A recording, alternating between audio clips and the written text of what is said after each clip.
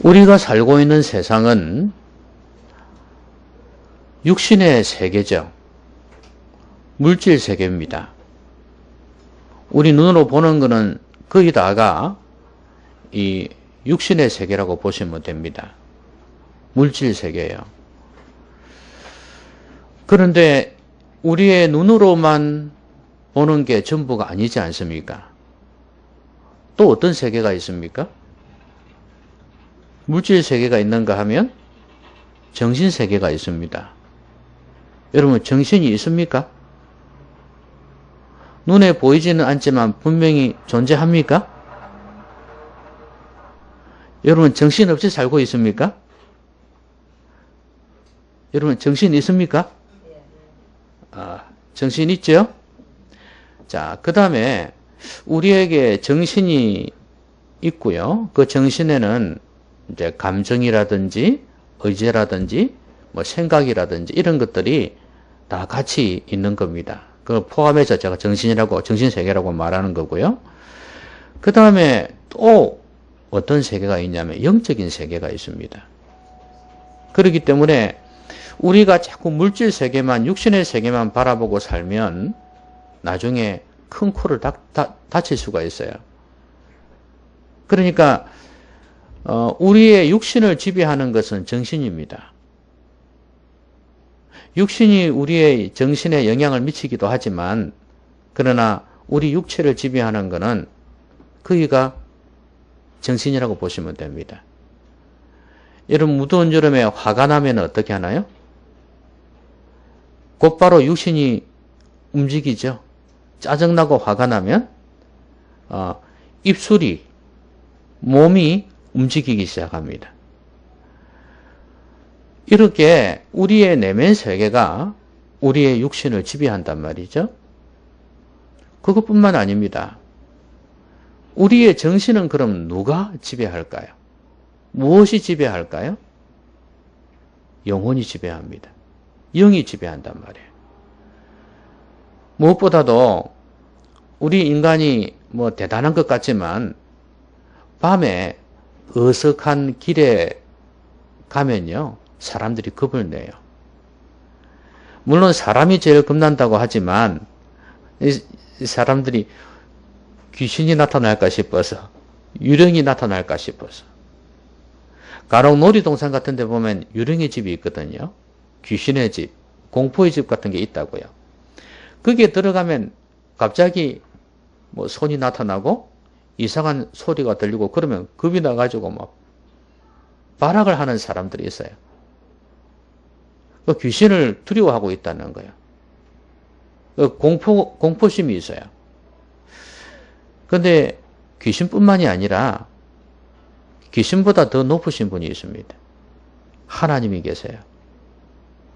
성령께서 우리를 지배해버리면 성령의 지배를 받습니다. 귀신이 우리를 지배하면 귀신의 지배를 받아요. 그에 따라 행동하게 되어 있습니다. 그렇죠? 꼭 귀신에게 홀린 듯이 이렇게 표현할 때가 있죠.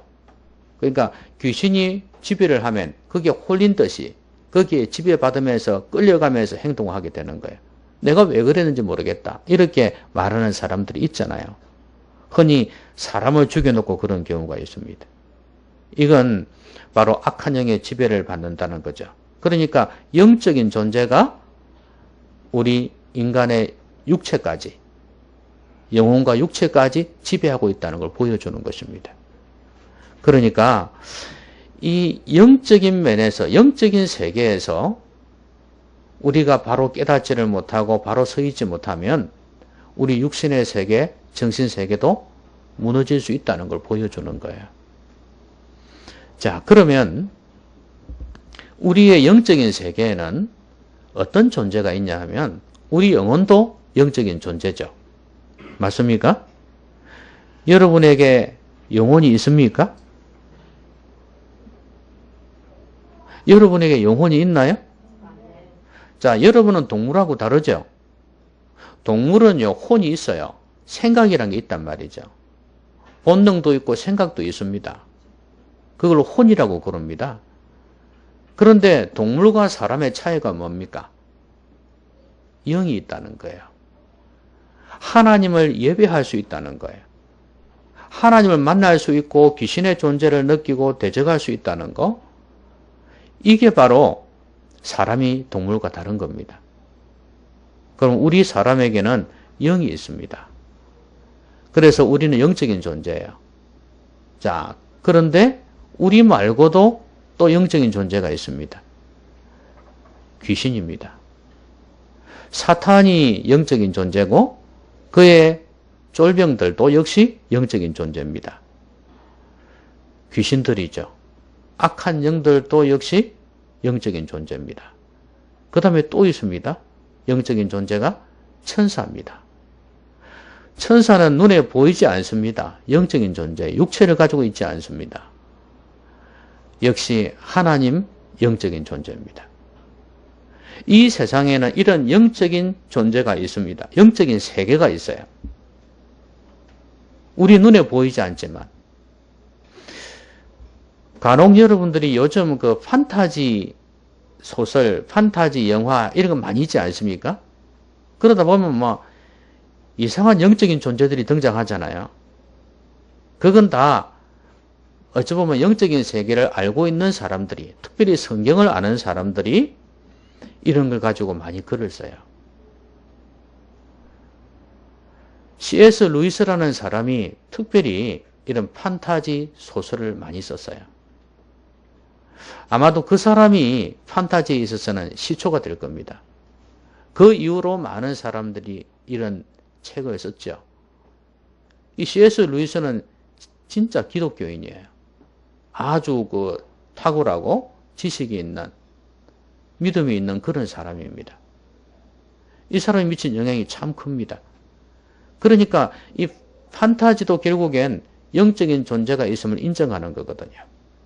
자, 이런 영적인 세계가 있음을 우리가 알 때 우리의 신앙생활이 달라질 수 있습니다. 여러분, 마귀가 있을까요? 없을까요? 마귀가 있을까요? 없을까요? 귀신이란 존재가 있을까? 없을까? 제가 저번에도 말씀드렸듯이 그냥 무당한테 가보면 됩니다. 너무 분명하게 존재합니다. 그리고 예수님에 대한 의심이 생길 때도 무당한테 가봐요. 그러면 분명하게 알려줍니다. 영적인 세계에 존재하는 것이기 때문에 우리가 잘 영적으로 둔해지면 깨닫지 못해서 그렇지 실제로는 존재하는 것이란 말이에요. 귀신들이. 그래서 우리가 이 영적인 세계에서 어떻게 하면 승리의 삶을 살 수 있을까? 영적인 세계에서 이기지 못하면 육적인 세계에서 지는 거기 때문에 영적인 세계에서 이겨야 된단 말이죠. 영적인 세계에서 마귀가 어떻게 공격하는지를 한번 보십시오. 제일 처음에 인간을 꼬드겼던 마귀, 그걸 보면 아, 우리 인간을 갖다가 이렇게 타락하게 만들고 멸망하게 만드는구나.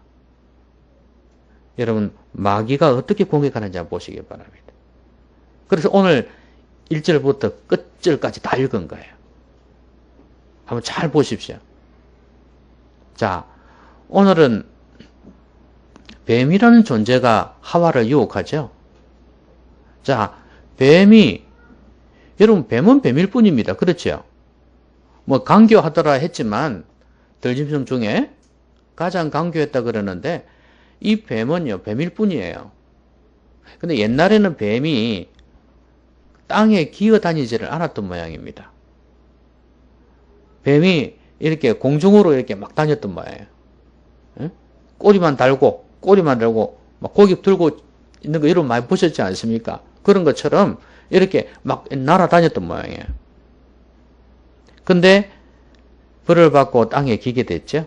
자, 그런데 이 뱀이 하와를 유혹한 게 아니라, 여러분, 뱀은 절대로 말할 수가 없는 존재 아닙니까? 그렇죠? 그 뒤로 뱀이 말할 수 없게 됐다는 말이 없잖아요. 그럼 지금도 뱀이 말을 해야지. 이거는 결국 뭐냐면 나귀를 통해서 발람 선지자에게 말했던 것처럼 하나님께서 마귀가 뱀을 통해서 인간에게 유혹한 것이라고 보시면 됩니다. 자, 그러면 뱀이 유혹할 때 어떻게 유혹했습니까? 제일 처음에 하나님께서 진짜로 동산 중앙에 있는 나무 그 선악과를 따먹지 말라 했느냐 이렇게 질문을 던졌습니다. 여러분 질문이요 참 중요해요. 질문을 통해서 마귀가 유혹을 합니다. 여러분 하나님께서 분명히 선악과를 따먹지 말라고 말씀하셨지 않습니까? 그러면 그걸 분명히 알고 있는 사람으로서는 뭐 당연히 분명하게 대답을 해야죠. 그런데 그렇게 알고 있는 나에게 뱀이 질문을 던지면서 그 질문은 하나의 의문이에요. 회의감이 들게 만드는 겁니다. 의심하게 만드는 거예요. 한마디로 이야기하면 하와의 생각을 흔드는 겁니다. 여러분 마귀는요 사람의 생각을 흔들어요. 그리고 삶을 흔들어요. 마귀가 공격할 때는 항상 그렇습니다. 무엇부터 지배한다고요? 생각부터. 우리가 알고 있는 지식이나 생각, 감정 이런 걸 막 흔들어 제낍니다. 그래서 자기 편으로 만드는 거예요. 나는 분명히 하나님께서 하신 말씀이 이렇다고 알고 있는데 의문을 탁 던지는 겁니다. 진짜 그러냐? 여러분 사람이 그렇습니다. 내가 아무리 확고하게 알고 있는 걸 할지라도 너무나 단호하게 자꾸 아니라고 의문을 던지고 그러면 한 번 더 생각해 보게 돼요. 마귀가 지금 그렇게 하고 있어요. 여러분 마귀는 여러분의 생각을 계속 흔듭니다. 성경에 대해서 알고 있는 진리 있잖아요. 그렇죠? 그것도 막 흔들어 제껴요. 어떻게 해요? 옛날에 역사적 예수라 해가지고 다빈치 코드 그런 책들을 보면 뭐 예수라는 사람이 뭐 부처의 제자였다 이런 말도 하잖아요. 그렇죠? 그래갖고 옛날에 그 부처의 제자 이름 중에 예수라는 사람이 있었다. 이걸 가지고 이제 시작을 한 거예요. 여러분 우리가 성경을 보면 호세아라는 사람이 나오고 여호수아라는 사람이 나오죠. 이 사람들의 이름이 다 예수예요. 그리고 여러분도 구약의 바벨론 포로에서 다시 돌아온 사람들의 명단, 성전을 건축한 사람 명단, 또 우리가 그 민수기를 보면은 광야를 거쳐갔던 그 사람들의 명단, 거기 보면 예수와 예수 많이 있어요. 호세아 많이 나와요. 우리 한글로는 그렇게 번역이 되어졌지만 다 예수란 이름이에요. 우리 옛날에 철수 영희만큼 많았던 이름입니다. 그러니까 그 이름을 가지고 부처의 제자였다, 석가의 제자였다? 말이 안 되는 거죠. 왜냐하면 성경에는 예수님이 12살 이후로 기록이 되어 있지 않기 때문에 33살까지. 그래서 아마 그쪽으로 가지 않았을까 이렇게 이야기를 하는 추측일 뿐입니다. 이거 보세요. 얼마나 되도 않은 그 몇 %의 가능성을 가지고 그렇게 진짜라고 이야기를 해버리는 거예요. 사실 이것 때문에요. 교회를 다니면서도 믿음이 없었던 사람들은 흔들리기도 했고요. 교회 안 다니는 사람들은 봐라 맞지 이렇게 한 사람들도 있었어요. 여러분 마귀는요. 참 영악한 놈이에요.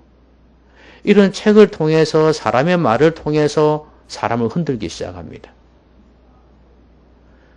확정되지도 않은 사람의 생각만 가지고 그렇게 의문을 던져 놓는 거예요. 아니면 말고식이에요. 여러분 거기에 흔들려서는 안 되는 거예요. 여러분 정치에도 그런 게 있었지 않습니까? 대통령 후보가 있는데 이 사람의 자녀가 어떻다든지 이 사람의 친척이 어떻다든지 그래가지고 막 흔들어 놓는 거예요. 그렇죠? 그래 놓고 나중에 대통령이 안 됐습니다.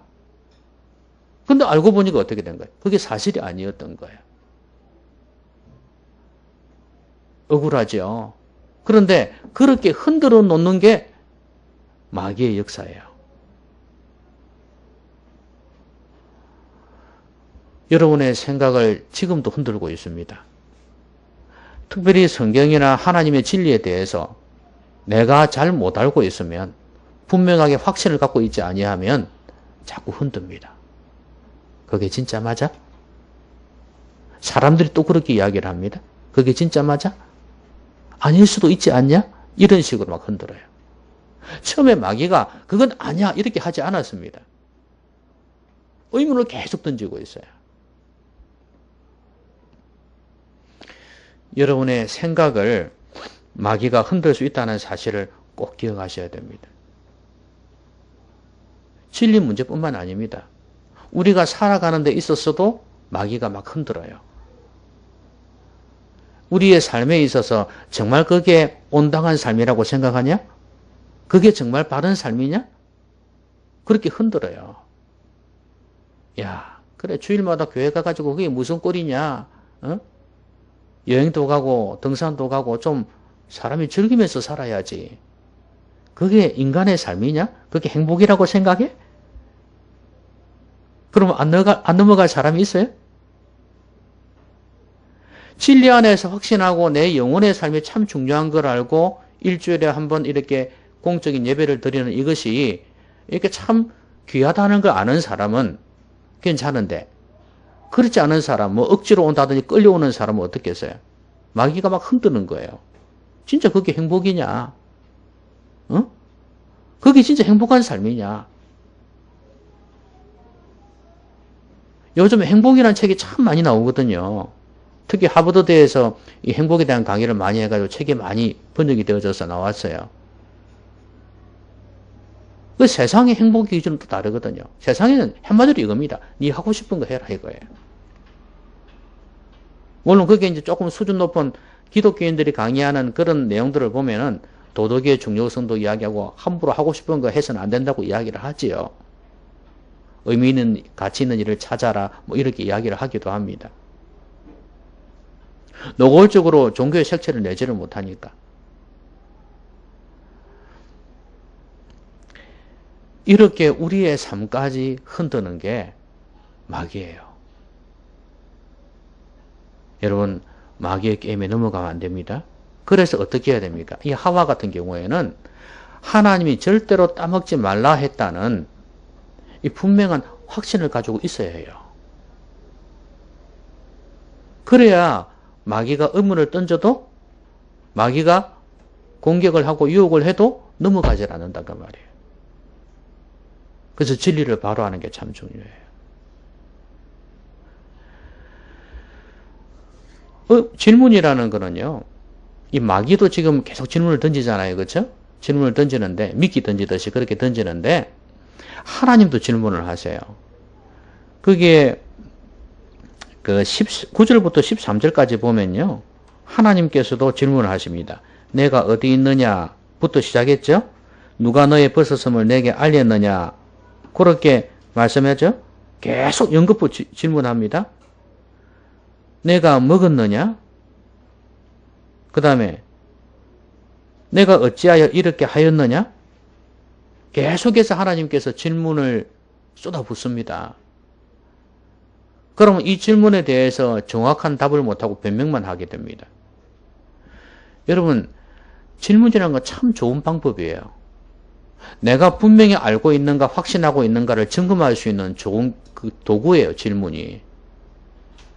그래서 이렇게 하나님께서도 질문을 사용하셨는데, 여러분들이 마귀가 아니면 세상 사람이 여러분에게 의문을 던질 때, 질문을 할 때 말이에요, 거기에 대한 분명한 답을 할 수 있어야 돼요. 그리고 하나님께서 물으셔도 여러분들이 정확하게 답을 할 수 있어야 돼요. 너 정말 예수님 믿냐? 너 정말 너가 죄인이라고 생각하느냐? 예수님께서 왜 너를 위해 죽으셨다고 생각하니? 너 정말 예수님 믿기나 하는 거니? 이렇게 질문을 던질 때 답을 할 수 있어야 된단 말이에요. 어려운 거창한 질문을 하는 게 아니라 가장 기본적인 거. 여기에 대해서 답을 할 수 있어야 마귀가 함부로 의문을 던지지 못한단 말이에요. 던져도 아무 소용이 없게 된다 그 말이에요. 자, 이 뱀의 질문에 하와가 어떻게 대답을 합니까? 2절에 보면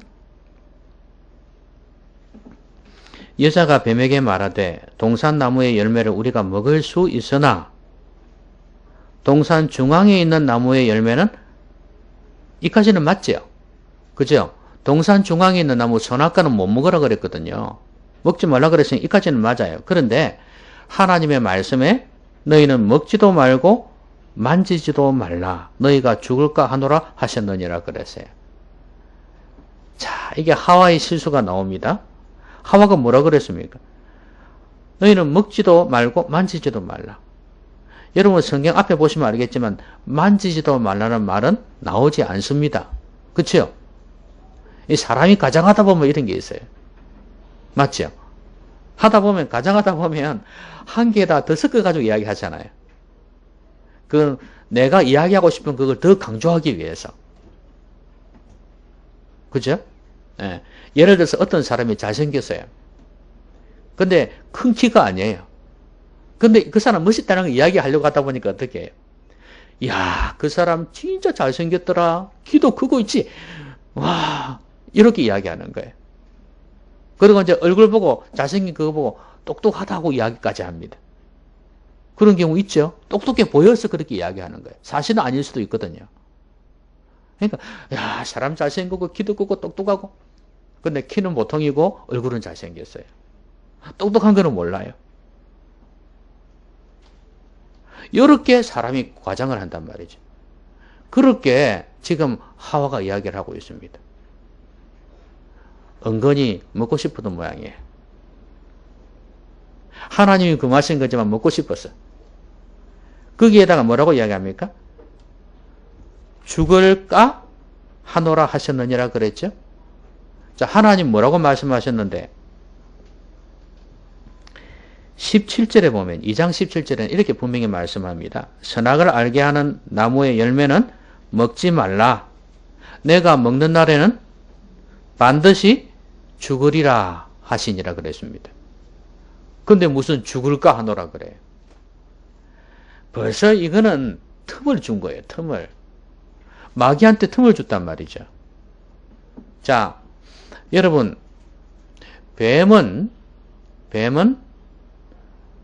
틈을 좋아합니다. 뱀은 틈이 있으면 쏙 들어가죠. 그렇죠? 구멍이 있으면 쏙 들어갑니다. 어릴 때 여러분 뱀 잡아봤어요? 뱀 잡는 것까지는 아니라도 뱀 나타나면 막 잡으려고 애를 써본 적은 있죠. 아니면 뭐 오면 돌을 던지고 그래가지고 도망가게 만드는 거는 해보셨잖아요. 안 해보셨습니까? 참 불행한 사람들이군요. 자, 근데 뱀을 갖다가 이렇게 잡아보다 보면 이놈들이 틈만 있으면 들어가 버립니다. 도망가려고 하죠. 틈을 참 좋아해요. 어떻게든 잘 들어가는지 몰라. 뱀은 틈을 좋아하듯이 마귀는 틈을 비집고 들어옵니다. 우리에게 틈이 있으면 마귀가 들어옵니다. 여러분, 제비하고 꽃뱀의 특징이 뭔지 압니까? 그 뱀도 있습니다. 거기도 뱀이 있죠. 그죠? 꽃뱀과 제비의 공통점이 있습니다. 뭔지 아십니까? 뱀이라 그랬잖아요. 틈을 잘 노린다는 겁니다. 무슨 말이냐 하면 남자든 여자든 간에 틈이 보이기 시작한다는 거예요. 그래서 저 사람들이 부부싸움을 했구나. 지금 틈이 벌어졌구나. 요걸 정확하게 아는 거예요. 그리고 아니면 이혼을 했구나라든지 이런 자기들이 공격할 수 있는 빌미. 지금 여자가 외로움을 느끼고 있구나. 이런 거 있잖아요. 그런 틈이 딱 느껴지면 공격을 시작합니다. 유혹을 한단 말이죠. 그렇죠? 제 말이 틀렸나요? 맞지요? 그렇습니다. 틈을 딱 노리고 들어갑니다. 하물며 마귀는 어떻겠어요? 딱 틈을 노리고 들어가요. 하와가 빈틈을 보였습니다.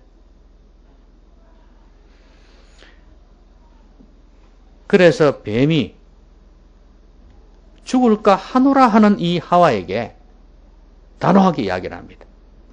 아니다. 너희가 결코 죽지 아니하리라. 죽을까 하도록까지 갔는데 이제 한술 더 떠가지고 이 뱀은 결코 죽지 아니하리라 그렇게 이야기를 합니다. 여러분 빈틈을 주면 마귀가 들어와 가지고요 거짓 확신을 심어 놓습니다.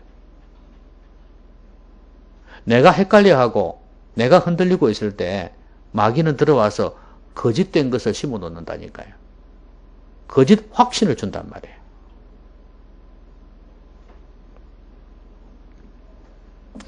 그래서 여러분들은 그 하나님의 말씀을 정확히 알고요 분명하게 답을 하셔야 됩니다. 이 여자는 하나님의 말씀을 왜곡시켰어요. 그렇죠? 없는 것도 보탰습니다. 만지지도 말라를 보태서요. 그 다음에 죽는다고 말씀하셨는데 죽을까 하노라 그랬습니다. 자기 나름대로 잘못 해석했어요. 왜곡시켰습니다. 여러분 하나님 말씀을 왜곡시키는 그것이 바로 빈틈이에요. 만약에 여러분이 처음에 직장에 딱 들어갔습니다. 그런데 직장 상사가 물어봅니다. 옛날에 교회를 다녔어. 그래서 어이 김군 정말 성경에 술 먹지 말라 그랬냐? 응? 술 먹지 말라 그랬냐? 이렇게 물어보면 그걸 분명히 알지 못한 사람 뭐라고 이야기하겠습니까? 술 취하지 말라 그랬는데요. 이렇게 이야기할 수 있을 거예요. 그 한 말씀을 생각하는 거예요. 그러니까 맞지. 술 먹어도 된다 그랬다. 이래버리는 거예요. 그러면 어떻게 하겠습니까? 안 넘어갈 수가 없어. 너무 비슷하죠, 그렇죠? 그럼 이제 한 잔, 두 잔 마시기 시작합니다. 내가 술을 먹고 술이 술을 먹고 술이 나를 먹습니다.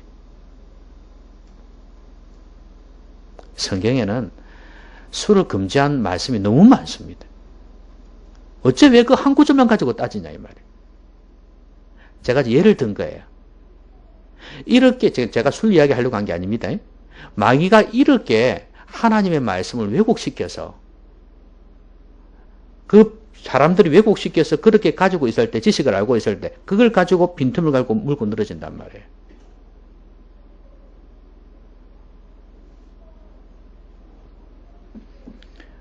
안 믿는 사람하고 결혼하는 것도 마찬가지입니다. 믿는 사람이 안 믿는 사람끼리 결혼해가 나중에 예수 믿으면 상관없는데 또 안 믿는 사람을 결혼했을지라도 나중에 예수 믿으면 상관이 없죠. 그런데 얼마나 고생이 심하겠어요. 자 보세요. 안 믿는 사람하고 결혼하지 말라 그랬냐. 예수 믿다가 전도하면 되잖아. 그것만큼 좋은 게 어디 있어. 맞죠. 그렇죠? 결과론적으로 참 좋죠. 그렇죠? 제 형수가 예수 믿는 사람이었어요. 집안이 믿는 집안이었습니다. 저기 전라도 쪽에 거기 섬마을에 사는 분인데 그 진짜 집안 대대로 기독교 집안이에요. 근데 저는 예수 믿었어도 우리 형이 예수 안 믿었거든요. 근데 어쩌다가 만났어. 근데 뭐라고 했는지 아십니까? 결혼하면 예수 믿겠다고 그랬어요. 제가 어떻게 했을까요? 저는 반대했습니다. 결혼하지 마라. 내가 볼 때는 믿음 없다. 나중에 안 나간다. 절대 결혼하지 마라. 그런데 굳이 결혼을 했습니다. 나갔을까요? 안 나갔을까요? 안 나갔습니다. 여자는 다닐까요? 안 다닐까요? 안 다닙니다.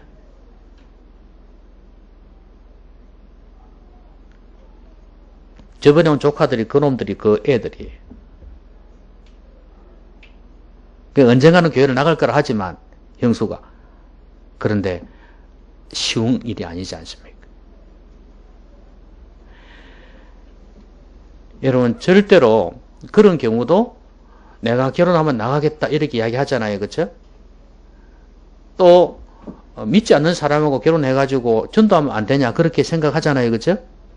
근데 여러분 가정이라는 거는 그것보다 더 거룩한 목적이 있습니다. 그냥 두 사람이 결혼해가 애 놓고 사는 게 목적이 아니에요. 거룩한 자녀를 만들고 양육하고 키워서 이 세상을 변화시킬 수 있는 그런 가정을 만들기를 원하시는 거예요. 그럼 부모가 거룩하지 않으면 안 돼요. 부모가 도덕적이어야지 자녀들도 도덕적이 될 수 있잖아요.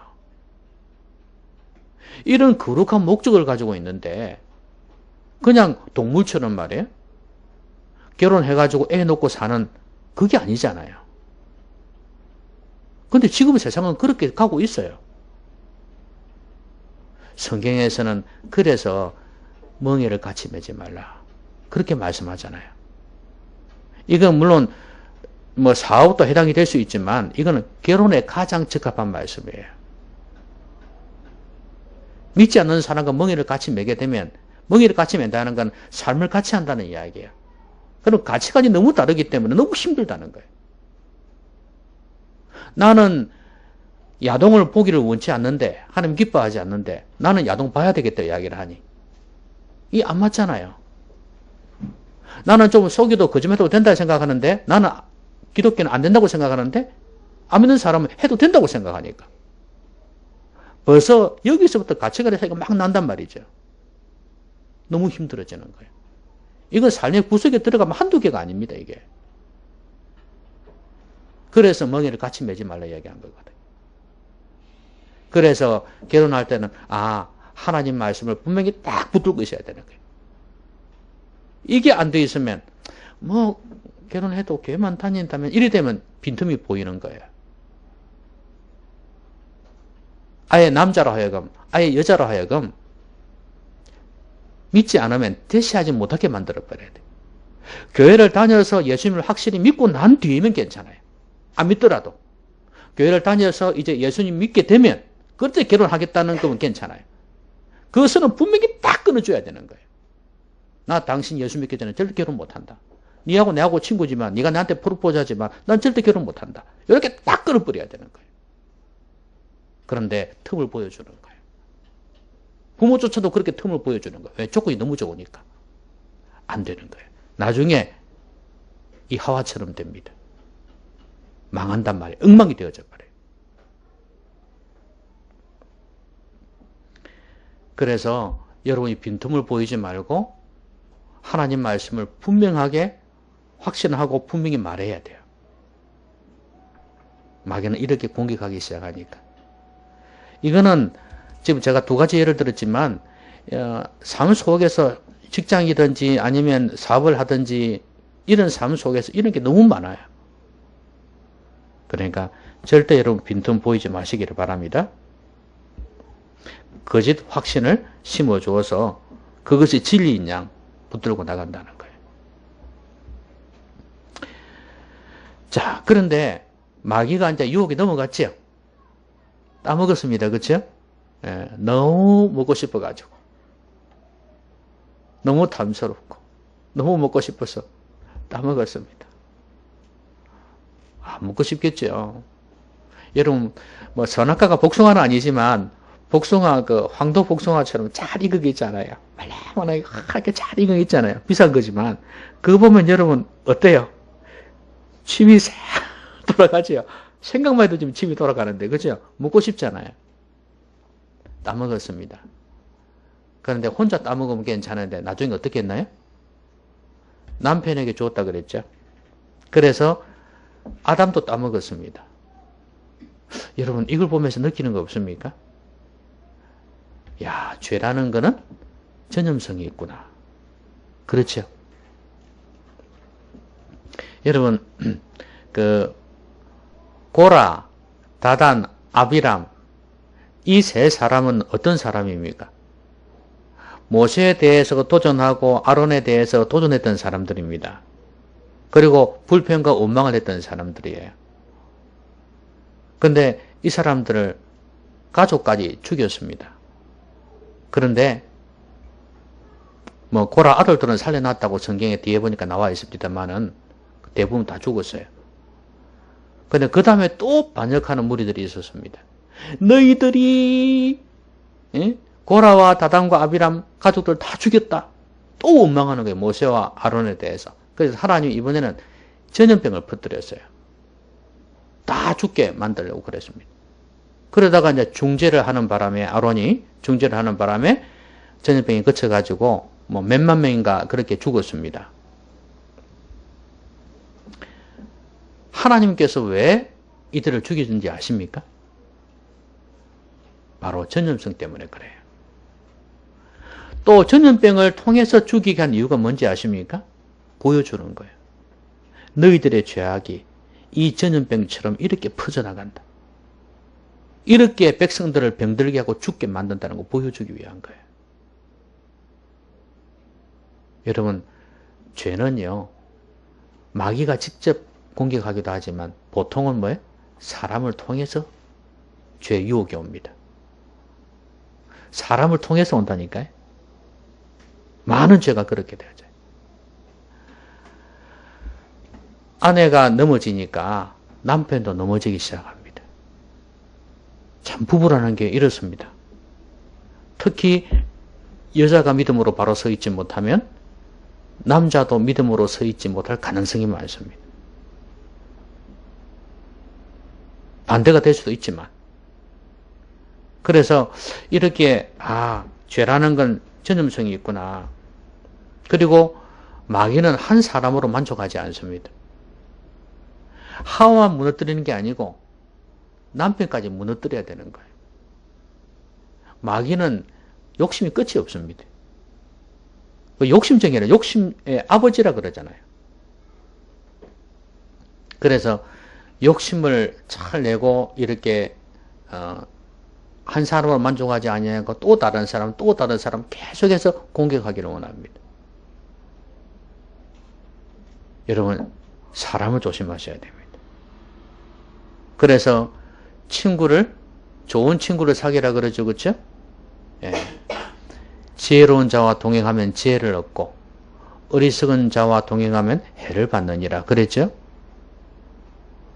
여러분, 사람이 참 중요합니다. 심지어 가족이라도 믿음으로 바로 서 있지 않으면 조금씩 멀리할 필요가 있습니다.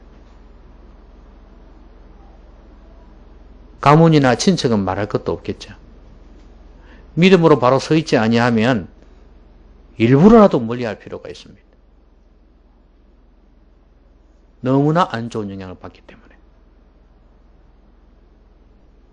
같은 핏줄인 것 밖에는 뭐가 의미가 있습니까?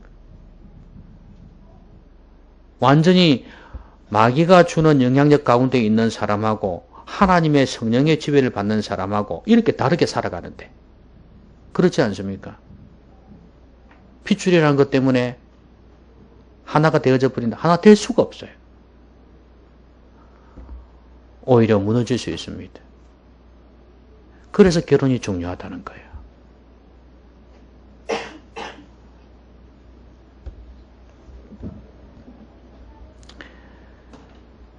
그 다음에 이제 이렇게 아담도 넘어갔고 하와도 넘어갔죠? 다 넘어갔습니다. 자, 결과가 어떻게 됩니까? 하나님이 아까 첫 질문 던졌죠? 내가 어디 있느냐 그랬죠? 누가 너의 벗어섬을 알렸느냐 그랬지 않습니까? 제일 처음에 마귀가 공격할 때 선과 악을 알게 한다. 하나님처럼 되어서 그랬거든요. 그 말이 틀린 말이 아니에요. 그런데 하나님하고 인간하고는 다르죠. 하나님은 심판주로서 선과 악을 아는 거고 이 사람은 뭐냐? 선악이 자기 안에 내화되어지는 거야. 그러니까 악을 저지르게 된다. 죄가 들어오게 됐다 이 말이에요. 그 차이가 있는데도 그걸 구별 못한 거예요. 그래서 결국은 죄가 들어오게 됐고요. 그 다음에 노동의 수고, 해산의 수고를 하게 됐죠. 더 심한 고통을 받게 되었습니다. 그리고 당연히 추위도 오게 됐고 나중에 에덴 동산에서 쫓겨나기도 했죠. 결과가 너무 안 좋습니다. 자, 그런데 저는 지금 오늘 마귀의 공격에 대해서 이야기하고 있거든요. 자, 그러면 이렇게 안 좋은 형편이 왔습니다. 결과가 너무 안 좋아요. 근데 여러분, 뱀이 어떻게 반응하는지 나와 있습니까? 예? 그 이후로 아담과 하와가 선악과를 따먹고 난 뒤에 뱀이 지금 어디 있습니까? 보입니까? 안 보입니까? 이걸 드라마로 만든다 치면, 영화로 만든다 치면은, 뱀이 화면에 안 잡히죠, 그쵸? 어디 간 데 없어요. 그래 놓고 쭉 가버렸어. 여러분, 뱀은요, 자기 말 들으면 뭐든지 줄 것처럼 이야기하지만 아무것도 안 줘요. 예수님 유혹했을 때 여러분 아시죠? 내한테 절하면 내가 이 세계의 모든 영광을 다 주겠다 그랬죠? 주기는 무슨 영광을 줘? 완전히 구렁텅이 뒤집어 넣는 거예요. 여러분 지금 IS가 뭔지 아시죠? 이스라엘 국가라는 뜻인데 이스라엘인데 이게 테러 집단입니다. 사람을 많이 죽이고 있지 않습니까? 이번에 보니까 그놈들을 공격해가지고 도망가고 그랬는데 거기에 어떤 게 나왔냐면 천국행 여권이라는 게 나왔어요. 거기에는 뭐 우리처럼 여권 그런 건 아니고 이런 것도 없고요. 근데 이 천국행 여권은 뭐냐면 너희들이 이 거룩한 전쟁이라 자기들은 표현합니다. 이거 하다가 죽으면 천국에 갈 수 있다. 그 다음에 또 하나 있습니다. 남자들한테는 너희들이 순교하면 자폭 이야기, 폭탄 테러 이야기하는 거예요. 순교하면은 천국에 가면 수천여를 주겠다. 선물로 받을 것이다. 남자들에게. 주로 남자들이 많이 하잖아요. 이제 잡아놓고 이제 완전히 테러 훈련을 시키지 않습니까? 그러면서 이제 죽는 거거든요, 이거는. 얼마나 세뇌교육 시키겠습니까? 그러면서 그 이야기도 했겠죠. 이놈들은 그렇게 해가지고 다 생명을 앗아갑니다. 죽입니다. 이거 보통 일이 아니죠, 지금 이게. 자기 죽으면서 몇 사람 죽습니까? 이번에는 뭐 40명 죽었고, 뭐 이렇게 수십 명씩 계속 죽어나가거든요. 그 어리석은 놈들은, 바보 같은 놈들은 거기 들어가죠. 들어가가지고 그냥 좋은 줄 알고 들어가죠. 거기 가면은 완전히 사람 돌게 만듭니다. 마귀가 그렇습니다. 똑같은 짓을 하고 있어요. 책임 안 집니다. 거기에 보면 이런 게 있습니다. 네가 만약에 자폭테러가 죽으면 내가 너희 집에 니한테 뭘 사주고 이리 하거든요.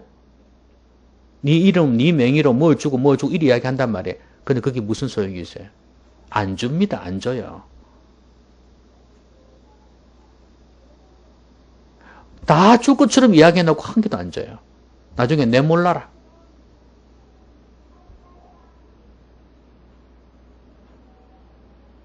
아마 이 땅에서 가장 악한 집단이 IS가 아닐까 싶어요. 김정은 집단 못지않게. 여러분, 마귀는 책임을 안 집니다. 우리가 자기 말을 들으면 내몰라라고 내뺀다고 말이에요. 도망가 버려요. 그래서 내 인생은 누가 책임을 져야 돼요? 내가 책임을 져야 돼요. 마귀의 게임에 넘어가지 말고 내 인생은 내가 책임져야 돼요. 그래서 내가 선택을 잘해야 되는 거예요. 누구 말을 들어야 되겠습니까? 하나님 말씀을 들으십시오. 하나님 말씀이 아니면 마귀가 기뻐하는 게 됩니다. 그래서 하나님의 말씀을 듣고 순종하는 게 최고 좋습니다. 마귀는 지금도 유혹합니다. 공격합니다. 여러분 그러면 아유 목사님 그럼 뭘 가지고 마귀가 유혹하는 건지 알 수 있습니까? 그렇게 질문할 수 있죠. 딱 하나입니다. 하나님과 자꾸 멀어지게 만드는 거. 아시겠죠? 우리가 일상적으로 아는 도덕적인 죄를 범하는 것도 마귀의 유혹과 공격이고, 그죠? 그 다음에 하나님과 자꾸 멀어지게 만드는 이것도 마귀의 공격이라고 보시면 됩니다. 말씀 뵙겠습니다. 이 무더운 여름에도 참 마귀가 역사 많이 합니다. 그죠? 무기력에 빠지게 하고 온갖 세상의 정욕에 빠지게 하고 그래서 하나님과 자꾸 멀어지게 만듭니다. 마귀가 어떻게 공격하는지를 알아야 합니다. 그래야 이깁니다. 지피지기면 백전백승이라. 백전불패. 그래서 우리가 적이 어떻게 우리를 공격하는지 알아야 안 되겠습니까? 마귀는 어떻게 한다고요? 흔든다. 의문을 통해서 흔들고 있다는 거 아셔야 됩니다. 지금 내가 알고 있는 하나님에 대한 지식을 흔듭니다. 내가 하나님에 대해 갖고 있는 믿음을 흔든다는 거예요. 그리고 지금 내가 갖고 있는 이 방향에 대해서 흔듭니다. 의문을 던집니다. 진짜 그렇냐? 진짜 행복하냐? 진짜 그렇냐? 질문을 던집니다. 그 확신 가운데 서 있지 못하는 사람은 흔들린다고 말이에요. 자꾸 계속해서 던지니까. 여러분, 마귀가 이렇게 던지는구나 생각하시고 여러분이 진리 안에 굳게 서시기를 바랍니다. 그래야 안 넘어간다 그 말이에요. 그리고 빈틈을 두지 마세요. 마귀는 빈틈을 가지고 거기에 비집고 들어와 가지고 거짓 확신을 심어 놓습니다. 내가 흔들리고 있으면 진리 아닌 다른 것 가지고 자리를 잡고 들어와서 흔든다는 거. 그걸 꼭 기억하시길 바랍니다. 그리고 마귀는 절대 하나로 만족하지 않는다. 끊임없이 공격한다는 것. 사람을 통해서 우리를 유혹하고 공격에 들어옵니다. 옆에 사람이 중요하다 그 말이에요. 그리고 책임지지 않습니다. 그렇게 유혹해놓고 그렇게 공격해놓고 그렇게 무너뜨려놓고 그렇게 망하게 해놓고 책임 안 집니다. 근데 우리 하나님은 하나님 말씀에 순종하면은 책임을 지시거든요. 아무쪼록 이 무더운 여름에 이 영적 전쟁에서 꼭 승리하시기를 바랍니다. 꼭 승리하십시오. 마귀의 계를 보셨으니까 이제는 잘 대처하셔가지고 승리하시기 바랍니다. 기도하십시다.